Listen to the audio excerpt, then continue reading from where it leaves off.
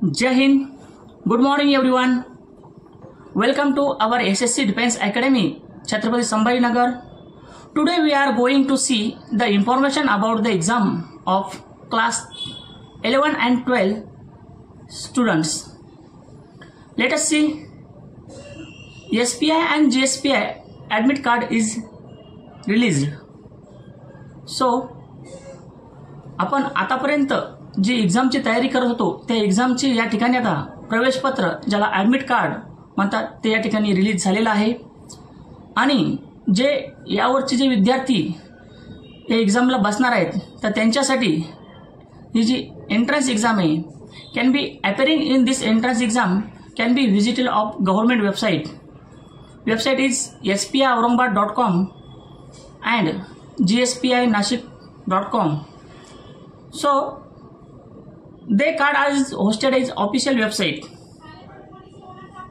They will be required to enter the login and date of birth. Download the same.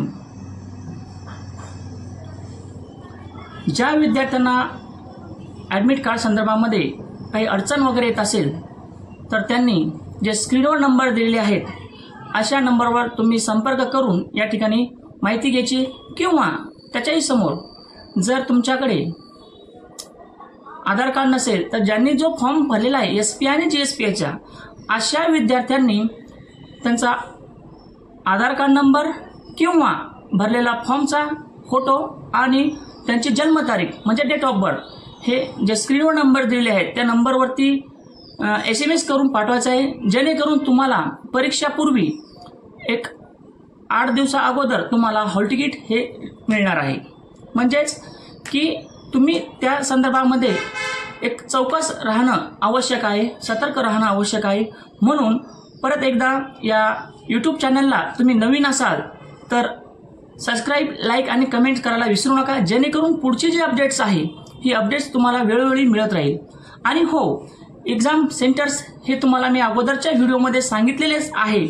परंतु तरी सुद्धा काही पालकांना सेंटरच्या संदर्भामध्ये काही प्रश्न असतील तर त्यांनी कमेंट्समध्ये टाकायचे किंवा जे स्क्रीनवर नंबर दिले त्यांच्याशी संपर्क साधायचा आहे.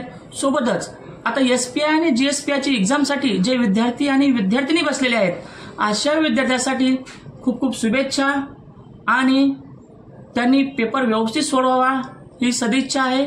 सोबतच SPI आणि GSPI नंतर पुढे काय असणार आहे एक रिटर्न एक्झामच्या नंतर ती लिस्ट लागणार आहेत. लिस्ट नंतर त्यांची मुलाखती असणार आहे. मुलाखती कुठे होणार या संदर्भातही थोडं मार्गदर्शन केलं जातं.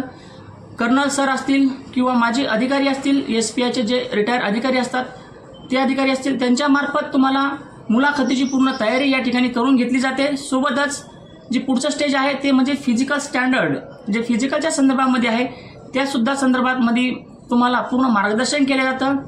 या मार्गदर्शनासाठी कुठलीही फीस वगैरे नाहीये हे लक्षात घ्यायचं आहे. मार्गदर्शनासाठी कुठलीच फीस वगैरे पालकाकडनं आकारल्या जात नाही.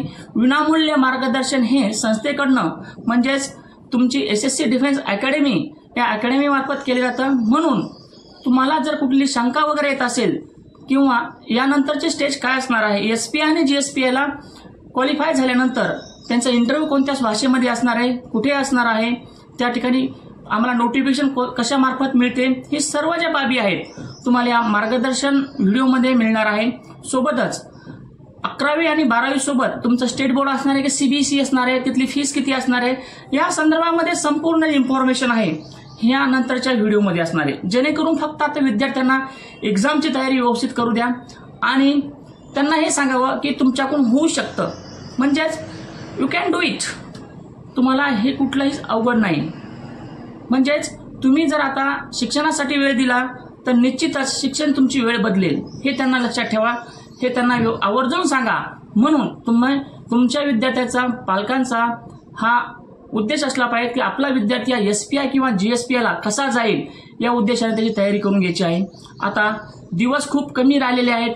म्हणूनच आता जे हॉल तिकीट्स आहे हे रिलीज एक 10 तारखेला म्हणजे 10 एप्रिल रोजी एक 5 वाजेपर्यंत हे गव्हर्नमेंट वेबसाईटला या ठिकाणी अपलोड होतील.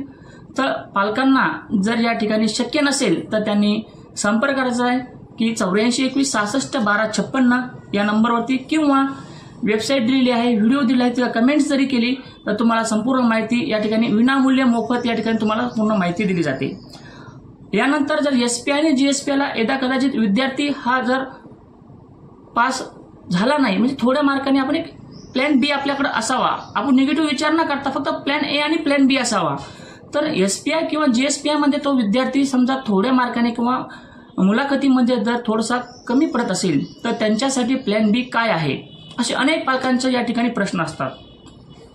तर अशा पालकांना माझी एक सूचना आहे, अगोदर फक्त आपल्याला SPIच हे टार्गेट ठेवायचं आहे. परंतु जर अशा पालकांना असं वाटतं की प्लॅन बी काय, तर त्यांनी वैयक्तिक कॉल करून किंवा ऑफिसला व्हिजिट करून पुढील मार्गदर्शनासाठी यायचं आहे.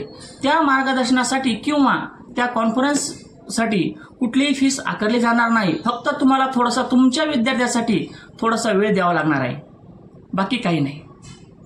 म्हणून येत्या 20 तारखेच्या एक्झामसाठी all the best, good luck, जय हिंद.